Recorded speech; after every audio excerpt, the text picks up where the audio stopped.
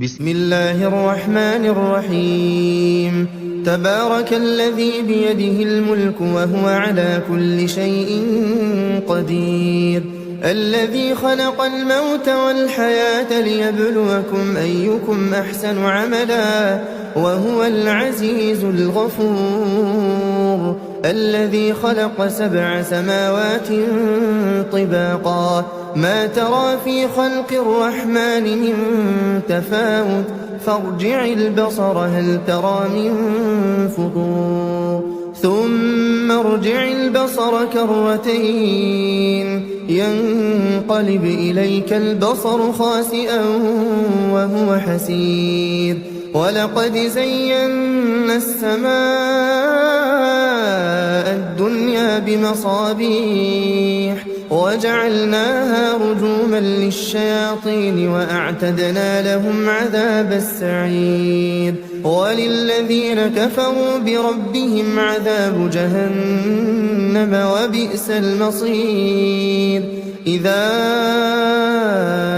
ألقوا فيها سمعوا لها شهيقا وهي تفور تكاد تميز من الغيظ كلما ألقي فيها فوج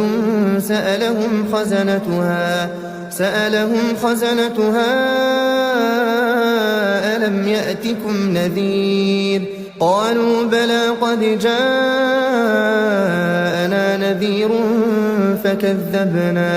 فكذبنا وقلنا ما نزل الله من شيء إن أنتم إلا في ضلال كبير. وقالوا لو كنا نسمع أو نعقل ما كنا في أصحاب السعير، فاعترفوا بذنبهم فسحقا لأصحاب السعير. إن الذين يخشون ربهم بالغيب لهم مغفرة وأجر كبير.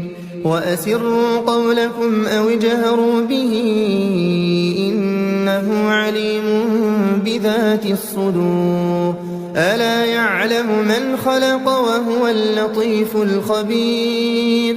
هو الذي جعل لكم الأرض ذلولا فامشوا في مناكبها وكلوا من رزقه وإليه النشور. أأمنتم من في السماء أن يخسف بكم الأرض فإذا هي تمور أم أمنتم من في السماء أن يرسل عليكم حاصبا فستعلمون كيف نذير. ولقد كذب الذين من قبلهم فكيف كان نكير. أولم يروا إلى الطير فوقهم صافات ويقبضن ما يمسكهن إلا الرحمن إنه بكل شيء بصير. أمن هذا الذي هو جند لكم ينصركم من دون الرحمن إن الكافرون إلا في غرور. أمن هذا الذي يرزقكم إن أمسك رزقه بل لجوا في عتو ونفور. أفمن يمشي مكبا على وجهه أهدى أمن يمشي سويا على صراط مستقيم.